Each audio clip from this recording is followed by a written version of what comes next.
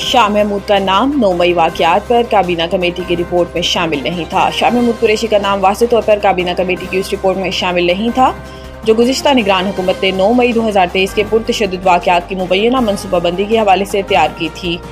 اگرچہ شاہ محمود قریشی کے خلاف ان واقعات سے متعلق FIRs درج کی گئی تھیں جنہیں ریاستی اداروں پر ہونے والے سنگین حملوں میں شمار کیا جاتا ہے، لیکن سرکاری رپورٹ میں ان کا نام کہیں نہیں تھا۔ رپورٹ میں PTI کے صدر چودھری پرویز الہی کا نام بھی شامل نہیں تھا، جس سے ان دونوں کے خلاف عائد کردہ الزامات کی قانونی جواز پر سوالات پیدا ہوئے تھے۔ یہ کابینہ کمیٹی رپورٹ بعد میں موجودہ وفاقی کابینہ کے روبرو پیش کی گئی تھی، جس میں متعدد PTI رہنماؤں کے مبینہ کردار کا ذکر تھا۔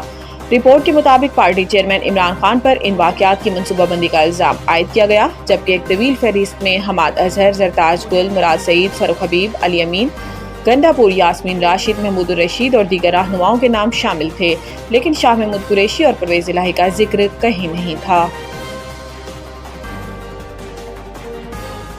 ٹیکس نظام کی بہتری سے عام آدمی پر ٹیکس بوجھ کم کرنا ترجیح ہے۔ وزیر اعظم شہباز شریف کی زیر صدارت FBR کی جاری اصلاحات پر جائزہ اجلاس ہوا، جس میں وفاقی وزراء عطا اللہ تارڑ، احد خان چیمہ، اعظم نصیر تارڑ اور چیئرمین FBR شریک ہوئے۔ اجلاس میں وزیر اعظم نے FBR حکام اور اصلاحات میں شامل افسران و اہلکاروں کی کوششوں کی تعریف کی اور آئندہ ہفتے تجاویز سے متعلق قابل عمل اہداف اور مدت کا تعین کر کے رپورٹ پیش کرنے کی ہدایت کی۔ اجلاس میں گفتگو کرتے ہوئے وزیر اعظم نے کہا کہ FBR کی ڈیجیٹائزیشن سے اہداف کے حصول میں معاونت ملی، مستقل بنیادوں پر پائیدار نظام بنانے کے لیے اقدامات یقینی بنائے جائیں اور غیر رسمی معیشت کے سدباب کے لیے انفورسمنٹ سے متعلق مزید اقدامات کیے جائیں۔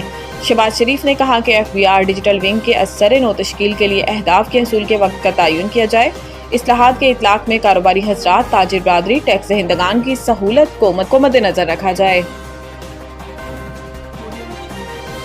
چینی کی ایکسپورٹ کے لیے 4 طرح کے ٹیکسز کو 0 پر رکھا گیا۔ قائمہ کمیٹی میں انکشاف پبلک اکاؤنٹس کمیٹی کا اجلاس جنید اکبر کی سربراہی میں ہوا، جس میں سیکریٹری فوڈ سیکیورٹی کی جانب سے ملک میں چینی کی صورتحال پر تفصیلی بریفنگ دیتے ہوئے بتایا گیا ہے کہ موسمیاتی تبدیلی کی وجہ سے اس سال چینی کی پیداوار کم ہوئی۔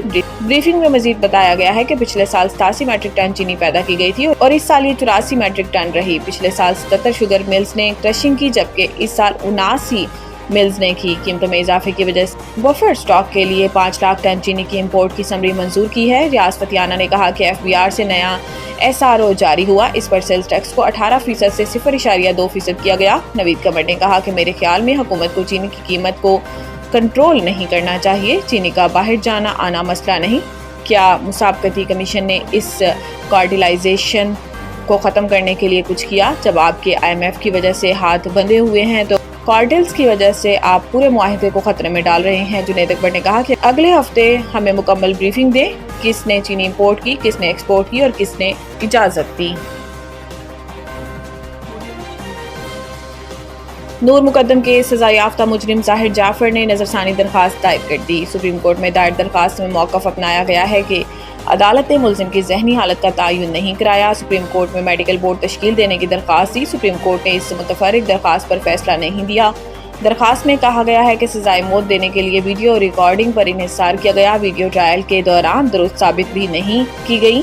ملزم کو ویڈیو ریکارڈنگز فراہم بھی نہیں کی گئیں۔ ٹرائل کے دوران کبھی وہ ویڈیوز چلا کر بھی نہیں دیکھی گئیں۔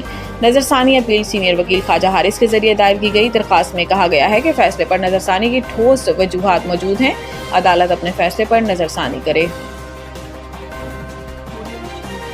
کراچی میں 24 گھنٹوں کے دوران بارش کا امکان۔ محکمہ موسمیات کے مطابق 24 گھنٹے کے دوران شہر کا مطلع ابر آلود رہنے کا امکان ہے، جبکہ بارش اور بوندا باندی بھی ہو سکتی ہے۔ محکمہ موسمیات نے بتایا کہ آج شہر کا کم سے کم درجہ حرارت 29 ڈگری سینٹی گریڈ ریکارڈ کیا گیا، جبکہ زیادہ سے زیادہ درجہ حرارت 35 ڈگری سینٹی گریڈ تک رہنے کا امکان ہے۔ ہوا میں نمی کا تناسب 68% ہے۔ اس کے علاوہ DG محکمہ موسمیات نے یہ بھی بتایا کہ موجودہ مونسون سسٹم کراچی کو متاثر نہیں کرے گا، جبکہ آئندہ دنوں ایک اور مونسون سسٹم کراچی اور حیدرآباد کو لپیٹ میں لے سکتا ہے۔ انہوں نے مزید بتایا کہ خلیج بنگال میں آئندہ دنوں ہوا کے کم دباؤ کا امکان ہے، جو کراچی پر بھی اثر انداز ہو سکتا ہے۔ آئرلینڈ کے خلاف ٹی20 سیریز کے لیے پاکستان ویمنز ٹیم کے اسکواڈ کا اعلان۔ ویمنز نیشنل سلیکشن کمیٹی نے اسکواڈ کا انتخاب ویمنز اسکلز کیمپ میں شریک 24 کھلاڑیوں میں سے کیا۔ فاطمہ ثنا ٹیم کی قیادت کریں گی۔ 2023 کی ویمنز انڈر 19 ورلڈ کپ میں پاکستان کی نمائندگی کرنے والی ایمان فاطمہ کو بھی قومی ویمنز اسکواڈ میں شامل کیا گیا۔ 15 رکنی ٹیم آئرلینڈ روانگی سے قبل کراچی میں پری سیریز کیمپ میں شرکت کرے گی۔ آئرلینڈ کے خلاف سیریز 6 سے 10 اگست تک ڈبلن میں کھیلی جائے گی۔